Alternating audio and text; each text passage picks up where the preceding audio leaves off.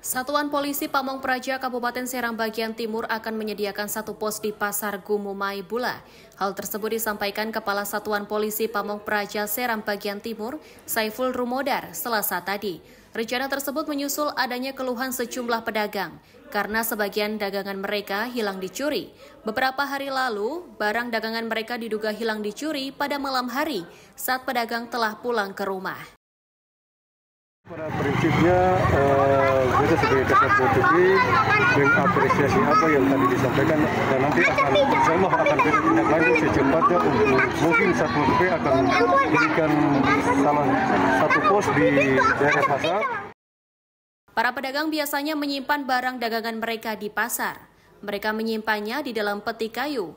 Namun beberapa hari lalu ada pedagang yang melaporkan peti kayu. Tempat penyimpanan barang dagangannya dibongkar orang tak dikenal. Isinya pun telah raib.